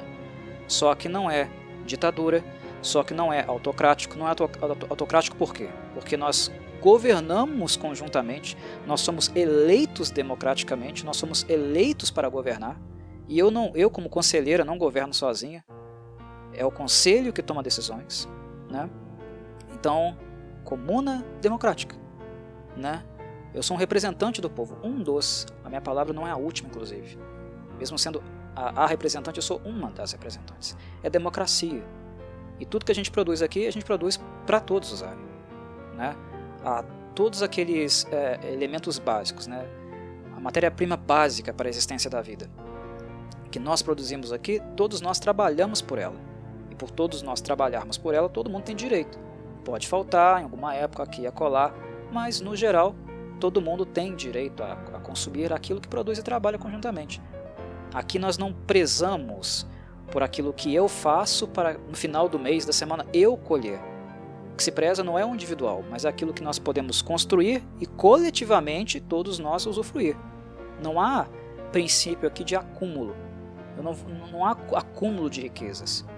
Nós produzimos para manter a vida de todos confortável na medida do possível e que todo mundo tenha energia, água potável, comida para poder se alimentar, roupa para poder vestir, né? Que todo mundo tenha algum nível de segurança, porque nós também vamos proteger a área, né? Inclusive construímos Jackson em uma área plana para evitar a presença de infectados.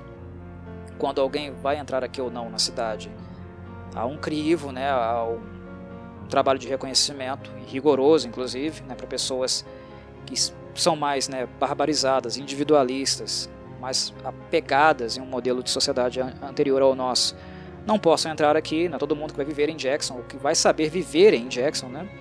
Todas essas questões elas são trabalhadas e mostradas pela Maria. Né? E perto daquilo que está lá fora, onde é cada um por si, homem comendo homem, né?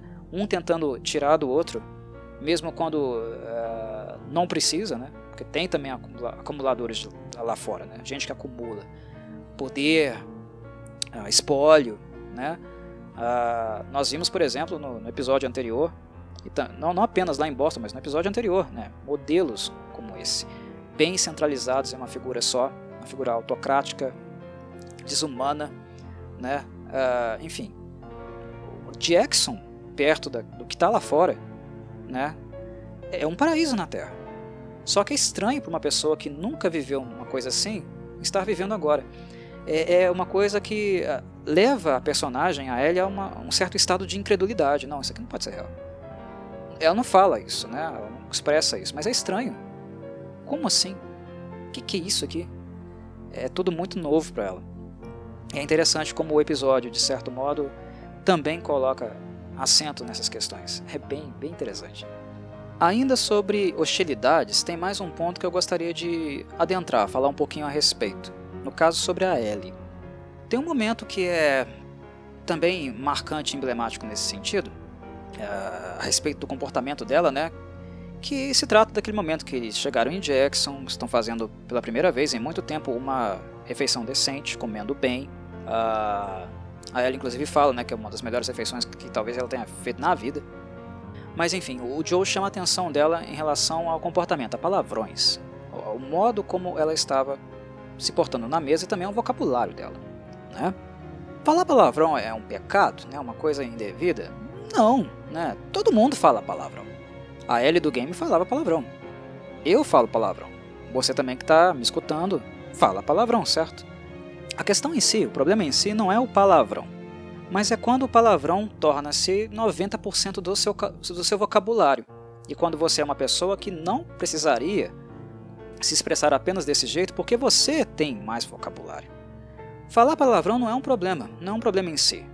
Falar palavrão, na maior parte das vezes, é uma resposta emocional que nós temos em relação a alguma coisa. Se eu estou andando na minha casa e eu bato, né, chuto a quina de algum móvel, quebra a minha unha do dedão, eu não vou querer, né, falar uma coisinha doce para alguém, eu vou querer xingar, eu vou xingar palavrão. Isso é humano, é uma resposta humana, né, em virtude de uma sensação de dor, de uma coisa chata. O que aconteceu com a gente, comigo, né, eu estou sentindo dor. Dói pra caramba chutar, né, a quina de um móvel. Imagino que a maioria de vocês já deve ter passado por isso na vida. Eu não vou dizer algo no sentido, nossa, ai, que infortúnio. Eu vou querer xingar, vá pra puta que pariu, caralho. É isso que eu vou querer dizer. Né? Dói pra caramba, eu quebrei a unha do meu dedão, dói pra cacete. Dói pra cacete, tá aí outro palavrão. É uma resposta emocional. É humano dizer palavrão. A questão é que eu não falo palavrão, né? A cada 5 palavras que eu pronuncio, 3 delas não são palavrões. Mas a forma como a Ellie está sendo conduzida na série, o texto dela, eu não sei porque o Neil Druckmann fez isso, ou porque o Craig Mazin também está fazendo isso, porque a série da HBO ela coloca muito ênfase na menina desbocada. Ela é muito desbocada. Ah, Corvo, no jogo também ela ela é desbocada sim, no jogo ela também é desbocada. Mas não desse jeito. A Ellie fala muito palavrão, ela xinga muitas vezes, né? Fucking a todo momento. Ela parece o Ozzy Osbourne do Black Sabbath. Né? Tudo tem um complemento que é o fucking. Por que isso me incomoda? Porque é um pouco não muito compatível com quem a Ellie é. Ela é uma menina que foi instruída minimamente, ela recebeu educação, ela gosta de ler constantemente, ela lê inclusive um livrinho de piadas, tudo que ela encontra ela está lendo. Então ela é uma criança com vocabulário. Mas ela fala tanto palavrão, que isso em certo ponto, a banalização dos termos, da forma como se usa, né, usar por usar, né, isso acaba vulgarizando o vocabulário dela. Acaba se tornando realmente vulgar. E a Ellie não é vulgar. A personagem do game, a personagem original, não é vulgar. Então o vocabulário dela, de maneira geral, tem me incomodado. Porque é excessivo o uso de palavrão que é feito para ela na série, que é uma coisa que no game não acontece tanto assim. Ela é uma pessoa muito educada, inclusive. A Ellie ela tem um nível de educação muito acima do que a gente espera para uma criança que cresceu num mundo como esse. Então, de certo modo, isso tem me chateado um pouco no vocabulário dela. Eu espero que eles façam alguns ajustes. Em alguns momentos ela falando palavrão e xingando é legal, é divertido, a gente dá umas risadas, dá. De fato, é legal, é divertido. Mas é excessivo e às vezes muito banal, é falar por falar, entendeu? E como ela é uma leitora, é uma menina que lê muito, quer aprender muito a todo instante, é uma leitora assídua, ela teria necessariamente que ter um vocabulário um pouquinho mais rebuscado, um pouquinho melhor do que ela tem, né, aqui na série. Então é um deslize que eu estou sentindo e que aquele momento, aquela cena com o Joe, ele, né, chamando a atenção dela, Ellie, modos, educação, foi oportuno também para esfregar um pouco na cara, né, esse aspecto, deixar ele um pouco mais claro que ela realmente é muito desbocada. No jogo ela é, mas não tanto do jeito que ela está na série. Então eu acho que um ajustezinho aí convém. Para encerrar, eu ainda tenho 2 pontos os quais eu gostaria de falar um pouco. Um deles seria a fotografia ambiental, fotografia realmente de landscape, né, ambiências, a natureza, uma coisa que a Yasmila Isbenes trabalhou muitíssimo bem aqui, que nada mais é também do que um contínuo, porque a série tende a fazer isso, só que aqui há uma ênfase muito grande em virtude da transição, né, de estações. O episódio é ambientado 3 meses depois da história, né, do fim trágico de Henry e Sam. Então, como há essa transição, essa passagem de uma estação a outra, eu creio que a Yasmila Isbenes se preocupou bastante em retratar landscapes, ambientes, a transformação, né, do cenário onde Joe e Ellie viajam. E o segundo ponto que eu gostaria de falar, é claro, não poderia faltar, é sobre o trecho referente à Universidade do Colorado, que é um trecho um pouco mais longo no game, aqui ele é bem reduzido, mas há uma razão de ser para isso. Mas antes de tocar nessas duas coisas, eu creio que é importante falar também um pouco do trajeto de Joe e Ellie até a Universidade do Colorado. Porque ali a Ellie, como sempre, né, curiosa como ela é, ela começa a perguntar ao Joe sobre como era a vida antes da tomada dos fungos. Até porque aquilo que ela viu em Jackson, em termos de organização social, sistema econômico, né, o espírito coletivo das pessoas que trabalhavam em prol, né, de um bem comum e não apenas para si, isso acabou impactando bastante ela. Digamos que nesse ponto aqui, ainda criança, a Ellie está começando a elaborar um pouco sobre isso. É claro que um desenvolvimento maior, uma educação maior dentro dos princípios de Jackson vai se instaurar a partir da segunda obra, né, a partir do segundo game, mas aqui é tudo muito novo, muito curioso para ela. Então ela acaba conversando um pouco com o Joe sobre isso. Tem um impacto, tem uma marca deixada ali. E o Joe é interessante como ele é um sujeito bem consciente, né, daquilo que ele acabou de ver em Jackson, mas também daquilo que ele viveu anteriormente à caída da civilização. Porque ele dá uma aulinha para ele, né? Na verdade ele faz uma síntese. É bem simplória a explicação, não há muito aprofundamento, e eu creio que essa é a direção ideal, até porque a Ellie não teria muita condição de abstrair, e tem muitos elementos que ela vive, né, que ela convive no mundo, que dão também sinais, pistas de que é uma reminiscência da organização social passada, mas o Joe explica de uma forma muito didática, muito simples para ela e fácil de entender, né? Ele diz que na época em que ele viveu só havia 2 perspectivas em termos de organização social. Haviam algumas pessoas que queriam ter tudo, na verdade a maior parte das pessoas quer ter tudo, né, porque elas querem ascender socialmente, ser elite, e haviam aqueles que já eram elite, e estas, por sinal, dificultavam muito o processo de que todos os demais, a maioria das pessoas, se tornassem elite também, porque no caso isso seria insustentável, né, isso não manteria seus padrões, isso faria com que suas fortunas, né, seus milhões e bilhões reduzissem drasticamente. O sistema precisa de pessoas à margem, abaixo, para manter as atuais configurações que ele tem, né? E isso o Joe vê com muito discernimento, né? Para que algumas pessoas se mantivessem no topo, e são pouquíssimas, né? Economicamente falando, elas diretamente trabalham para manter o sistema onde a desigualdade ela é necessária para eles manter esse padrão. E o Joe percebe isso muito bem. Ele fala, né, algumas pessoas queriam ter tudo e outras não deixavam ninguém ter algo. É uma boa síntese, muito boa síntese do Joe, que vem de um mundo como esse e foi parte, né, de um mundo como esse. Como peão, ele era alguém que estava entre as pessoas que não tinham muita coisa não, mas procuravam fazer, né, desempenhar o seu papel naquilo que era possível para ele da melhor forma que ele podia. Joe é um cara muito trabalhador, né? Ele trabalhava bastante para manter sua casa, sua família, cuidar da filha, inclusive do irmão, né? O irmão que trabalhava com ele, se metia em muitas encrencas, muitos problemas. Mas enfim, era um cara que estava muito duro e cumpria o seu papel. Mas isso não fazia dele um cara alienado, alguém que não sabia de fato como o mundo, o sistema econômico, a organização social funcionava, né?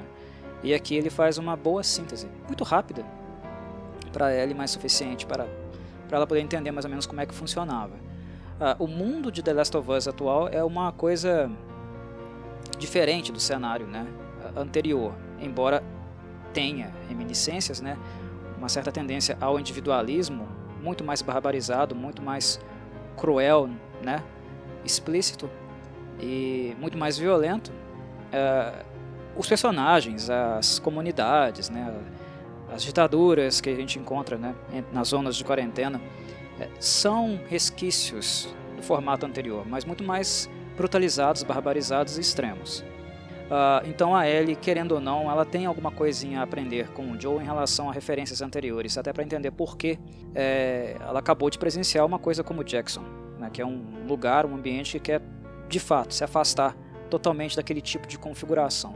É didático, é algo importante para alguém com a idade dela, né, estar aprendendo um pouquinho, entrando em contato com essas perspectivas.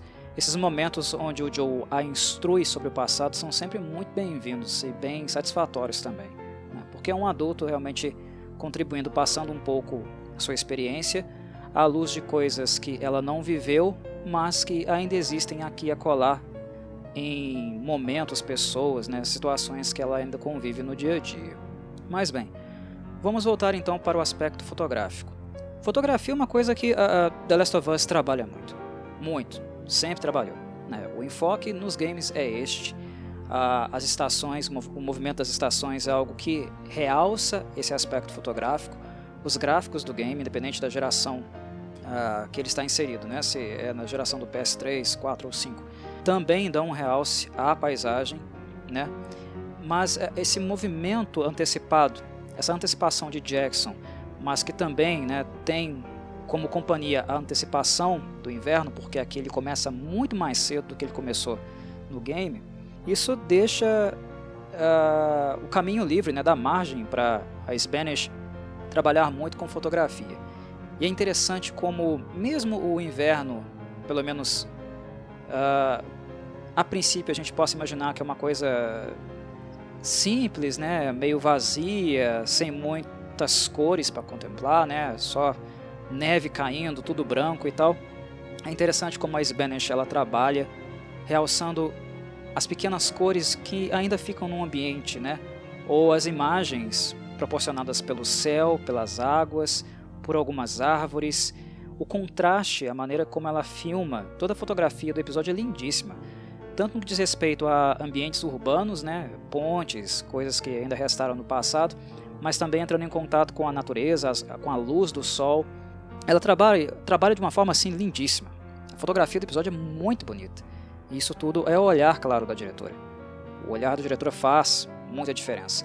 Ela pega algo que supostamente seria apenas neve caindo, né, de difícil visão, de poucas cores, apenas o branco, e transforma o episódio, faz uma fotografia realmente belíssima. As cores aqui elas estão vivas. Em poucos momentos, né, em poucos focos onde cores compartilham o espaço com o branco, essas cores elas estão sendo retratadas de maneira muito forte. E um dos momentos mais marcantes para mim, na verdade, é onde há luz e sombras, há o trabalho de luz e sombras, que é justamente naquele momento onde a Ellie e o Joel estão cavalgando, né, em direção ao horizonte. A silhueta do cavalo e deles é apenas sombra, é escura, e ao mesmo tempo o sol no horizonte, o pôr do sol, vem em direção a essa cena, vem em direção a nós e a silhueta deles. É uma cena lindíssima, muito bonita mesmo, é de uma beleza imensa. Não à toa coloquei aquela imagem como capa do vídeo. É muito bonito, é muito marcante, né? Inclusive me fez pensar também, me fez lembrar inclusive da arte de abertura, a abertura dos episódios, né, da obra, que no final lá os fungos formam, né, uma figura masculina um pouco grandinha e outra uma criança menor. Tem isso logo no finalzinho da vinheta de abertura de cada episódio, né? Fungos formando a silhueta de Joe e Ellie. Aqui nós temos Joe, Ellie cavalgando, né, no cavalo também, e o pôr do sol lá na frente. Enquanto o que nós vemos em relação à silhueta é basicamente sombras, né? Sombra da vegetação, sombra deles e a luz, o pôr do sol lá na frente. É uma cena belíssima. E uma coisa que ajudou a enriquecer bastante também, e que a Spanish também usou, e assertivamente, foi a música do Gustavo Santaolalla. E aqui aconteceu um momento que eu estava esperando, aguardando há muito tempo, né? Ouvir em algum momento a minha música preferida da primeira soundtrack, da primeira trilha sonora, que é The Path. E como foi assertivo o uso, né? Como encaixou direitinho na cena. The Path é uma música muito simplória, né? Ela é muito mais simples do que o tema de abertura de The Last of Us.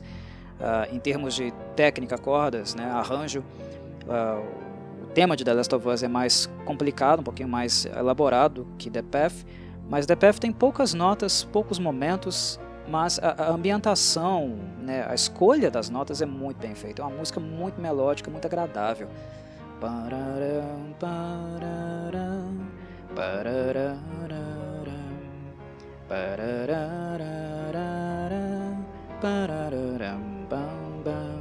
Eu gosto muito de The Path. Ela é muito agradável aos ouvidos, bem relaxante também.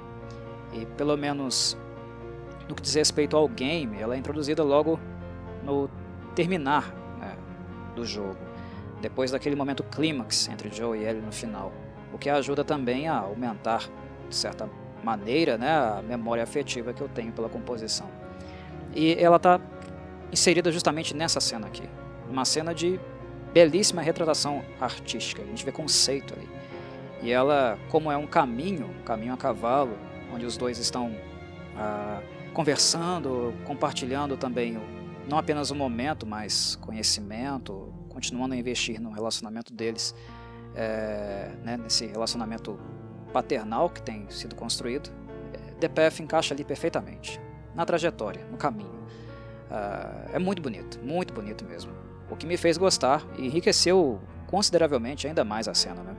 Sobre a Universidade do Colorado, a retratação, pelo menos do ponto de vista arquitetônico, né? Os macaquinhos, esse contato que a Ellie tem, contato e descoberta, né? Pela primeira vez que ela tem com animais, que é uma coisa que o jogo trabalha e vai continuar trabalhando a seguir. Eu imagino que uma cena especial com animais ainda vai aparecer, eu acho que é muito difícil eles deixarem ela de fora, mas enfim, retratação fotográfica, arquitetônica, momentos especiais, né, esses momentos de descoberta da Ellie, tudo está aqui, né, embora o que acontece de fato dentro da universidade não seja exatamente igual. Mas esse trecho do game, ele não tem muito texto no que diz respeito aos dois, né, aquilo que eles conversam lá. A parte mais importante, certamente, é a parte onde o Joe revela que gostaria de cantar, e a Ellie diz, né, que gostaria que ele cantasse para ela em algum momento. Isso foi mantido assertivamente. Mas o que acontece realmente dentro do prédio não tem muita coisa relevante, a ponto de o episódio ter de ser estendido. Algo que poderia entrar aqui e prolongar um pouco mais o tempo de duração, né, nessa série que já teve episódios de 1h20, poderia, sei lá, ganhar mais uns 10 minutinhos, eu acho que não mataria ninguém, né? No caso, seria a descoberta do gravador. Os cientistas dos Fireflies que estavam ali, no game no caso, né, um deles deixa referências sobre o que aconteceu, né, explica direitinho, ponto por ponto, o que aconteceu com eles ali. Algumas negligências que eles acabaram por ter e colocaram o lugar tudo abaixo, né? Inclusive a vida deles também acabou sendo ceifada por causa disso. E tudo isso acontece com um gravador. Eu acho que esse elemento poderia ter sido inserido, porque o fato de chegar lá, não encontrar ninguém, e aquele sentimento, sensação de desolação, né? Mais uma vez, chegamos em um ponto para encontrar os Fireflies e eles não estão aqui. Essa frustração, esse pesar, né? Toda aquela dinâmica que vinha acontecendo antes, né? De estar em um lugar perigoso, arriscando sua vida, arriscando a vida da Ellie, algo que pesa para o Joe, tudo isso poderia vir à tona de novo. Caramba, mais um momento que nós vamos ter que nos locomover, procurar um outro lugar. Inclusive eles acham lá, né, no mapa, o destino final, tá ali, marcado direitinho, isso o episódio não esquece, mas sei lá, eu acho que o testemunho do cientista é um momento importante para o game. Ele poderia muito bem estar aqui. Mesmo que seja apenas um arquivo de áudio, o fato dos personagens terem escutado, ouvido o testemunho, o relato, isso humaniza a cena. Tinha gente aqui. Não é só um mundo desabitado. havia civilização aqui, havia algo de científico, né, de um mundo científico, médico, biomédico, voltado para a saúde. Isso ainda existia nesse lugar completamente isolado. O conhecimento ainda era produzido nesse espaço, embora foram negligentes a um ponto realmente totalmente ridículo, né? A forma como os cientistas da Universidade do Colorado morrem é meio lamentável mesmo, né? Foi um descuido muito absurdo. Mas enfim, o relato é importante para humanizar o espaço, para que nós não encontremos apenas ruínas, mas também vidas perdidas, né?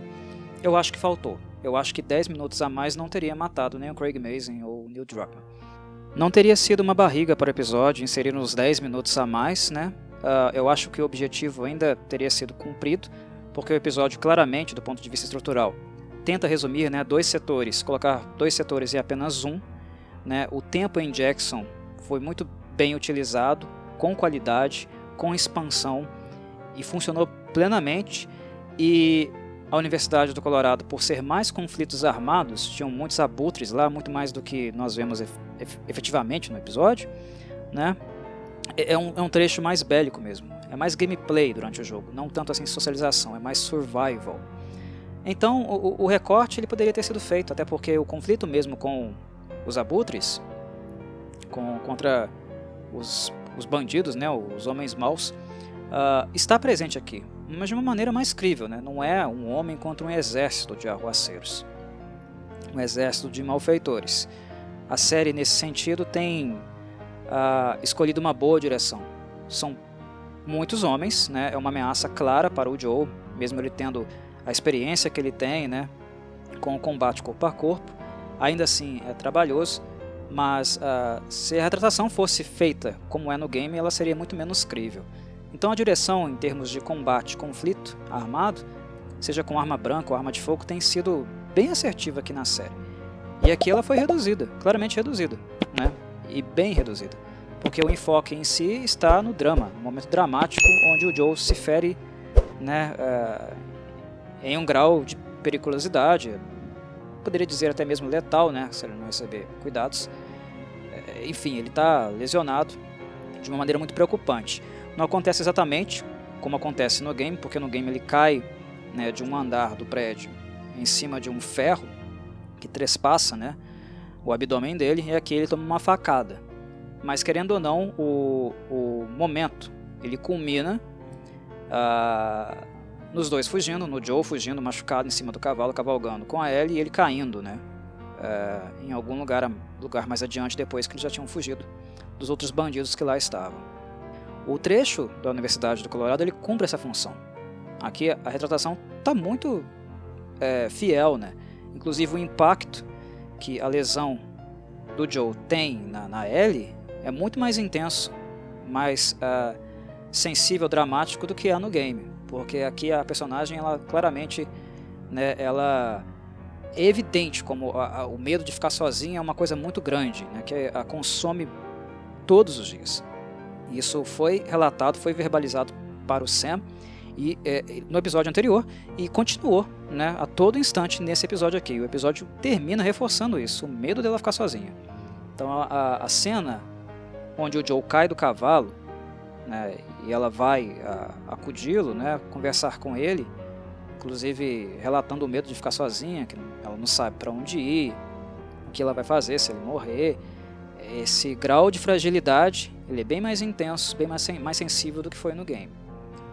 Esses são os pontos importantes: a lesão, a chegada na Universidade do Colorado, a fragilidade da Ellie e o que ela vai ter que fazer a partir daí, né, porque ela vai ter que dar os pulos dela, né, com o Joe desse jeito. Já é um peso grande nas costas dela, algo que vai demandar ação, né, uma saída da passividade, inclusive deixando um pouquinho de lado, né, o seu espírito menina, brincalhona. O negócio vai ficar sério.